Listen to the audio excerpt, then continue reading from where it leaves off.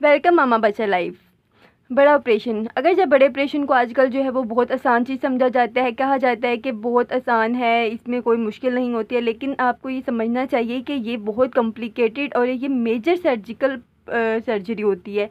ये कॉम्प्लिकेटेड है और इसके अंदर रिस्क ज़्यादा होते हैं बेनिफिट्स की निस्बत। अगरचा जो नॉर्मल डिलीवरी हो रही होती है उसमें सिर्फ आपको जो है नॉर्मल डिलीवरी के दौरान पेन बर्दाश्त करना पड़ता है, उसके बाद सब नॉर्मल हो जाता है। लेकिन जो बड़ा ऑपरेशन होता है उसमें आपको जो आफ्टर इफ़ेक्ट्स बहुत ज़्यादा होते हैं, इसमें आपको बहुत ज़्यादा इफ़ेक्ट्स बाद में बर्दाश्त करना पड़ते हैं। तो प्लीज़ आप हमारे चैनल को सब्सक्राइब कर दें और हमारी वीडियोज़ को लाइक कर दें ताकि आपको हमारी नोटिफिकेशन मिल सके। तो हम देखते हैं C section risk for mothers. माओ के लिए बड़े ऑपरेशन के क्या क्या ख़तरात होते हैं। Loss of blood loss, postmortem haemorrhage, जिसमें बहुत ज़्यादा खून ज़ाया हो जाता है, मतलब ऑपरेट के दौरान बाइजू का ऐसा होता है कि ब्लीडिंग बहुत ज़्यादा हो जाती है, कट छोटा लग जाता है या बच्चा अंदर स्टक हो जाता है तो एकदम से बहुत ज़्यादा ब्लीडिंग होना शुरू हो जाती है, जिसमें ये होता है कि बाद में जो है वो ब्लड लगवाना पड़ता है, खून लगवाना पड़ता है, इससे खून बहुत ज़्यादा ज़ाया हो जाता है। बाउंड इन्फेक्शन, बाइज़ुकात ये होता है कि ऑपरेशन के बाद जो है वो ज़ख्म में किसी वजह से इन्फेक्शन होना शुरू हो जाता है, उसकी अच्छे से सफाई ना की जाए या किसी और चीज़ की वजह से, अनहाइजेनिक कंडीशंस की वजह से जो है वो ज़ख्म में इन्फेक्शन हो जाता है, जो कि बहुत डेंजरस हो सकता है अगर ये इन्फेक्शन का ट्रीटमेंट ना किया जाए। ठीक है, तो इसमें ये होता है कि ज़ख्म को अच्छी तरह से प्रॉपर तरीके से उसको जो है वो साफ़ किया जाए, उसको जो है वो ड्राई रखा जाए। जितना वो गीला रहेगा उसमें इन्फेक्शन होने के चांसेस ज़्यादा होते हैं। इसको हवा में ज़्यादा रखा जाए, खुला ज़्यादा रखा जाए, इसके ऊपर जो है वो पायोडीन या सेपरेट वगैरह ज़रूर लगाई जाए। डेंजरस बैकबोन इंजेक्शन, इसके अलावा इसमें ख़तरनाक रीढ़ की हड्डी में लगने वाला इंजेक्शन होता है जिसको एनेस्थीसिया में लगाया जाता है, नीचे का हिस्सा सुन करने के लिए जो है वो लगाया जाता है। ये बाइज़ुकात बहुत ख़तरनाक होता है क्योंकि इसमें जो है अगर ये थोड़ा सा भी ऊपर नीचे हो जाए या सही से ना लग पाए तो जो औरत है वो पैरालाइज भी हो सकती है और इसकी जो पेन है वो बहुत बाद तक उसको बर्दाश्त करना पड़ती है। फिर स्टिचिस पेन, टांगों में दर्द और अकड़ाहट, बाइज़ुकात ऐसा होता है कि थोड़ी देर ज़्यादातर औरत जो है वो नहीं उठ पाती तो टांके जो होते हैं वो अकड़ा जाते हैं, उनमें अकड़ाहट आ जाती है जिसकी वजह से बहुत ज़्यादा तकलीफ़ बर्दाश्त करना पड़ती है जब तक वो खुल नहीं जाते। ये इससे बचने के लिए औरत को चाहिए कि वो आहिस्ता आहिस्ता चलती फिरती रहे ताकि टांगों में अकड़ाहट ना है, ये बहुत तकलीफ़ अमल होता है।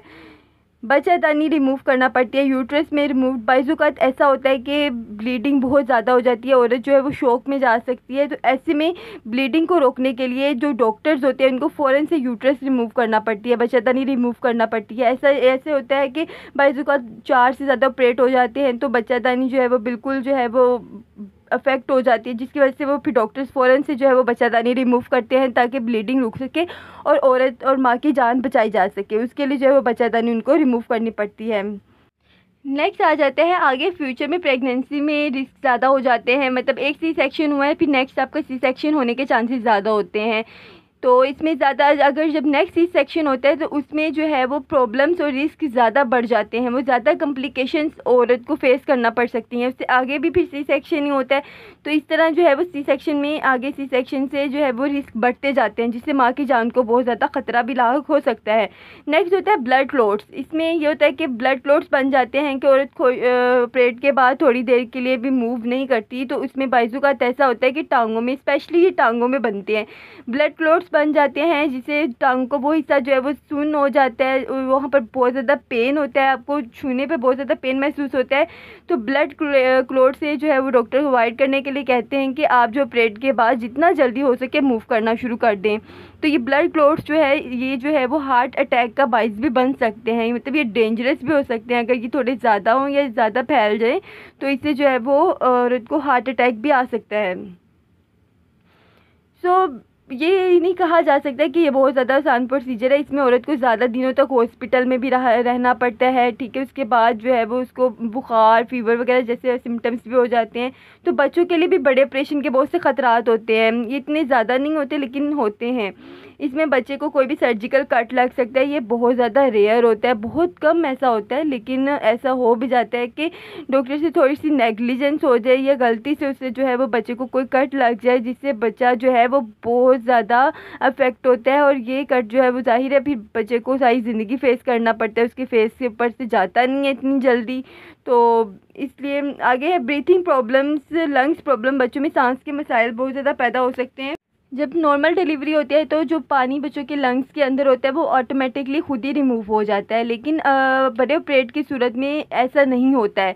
तो हो सकता है इसमें बच्चों को सांस लेने में मुश्किल हो, लेकिन ज़्यादा सूरतों में ऐसा ही होता है कि 2 से 3 दिन लगते हैं बड़े ऑपरेट के बाद बच्चों के जो लंग्स होते हैं वो खुद ही पानी रिमूव कर देते हैं, वो खुद ही खाली हो जाते हैं। लेकिन अगर ऐसा ना तो बच्चों को सांस लेने में बहुत मुश्किल हो सकती है, लेकिन ये भी रेयर केसेस में होता है। उसके बाद नेक्स्ट होता है ब्रेस्ट फीडिंग प्रॉब्लम्स। बाइजू का ये होता है कि ऑपरेट के फ़ौरन बाद बच्चों को माँ नहीं उठ के फीड करवा सकती है, बच्चों को ज़्यादातर जो है वो फीडर शुरू करवा दिया जाता है। जब बच्चों को एक तरफ फीडर शुरू करवा दिया जाता है तो फिर उनको माँ का दूध पीने में बहुत मुश्किल आती है। ब्रेस्ट फीडिंग में उनको फिर थोड़ी सी डिफ़िकल्टीज सामना करना पड़ती है, मुश्किल आती है और माँ का पहला दूध भी उनको नहीं मिल पाता। बड़े ऑपरेशन के फ़वाइद बहुत कम है, रिस्क ज़्यादा है, लेकिन थोड़े से फ़वाइद भी हैं कि ये कन्वीनियंट होता है, आसान होता है।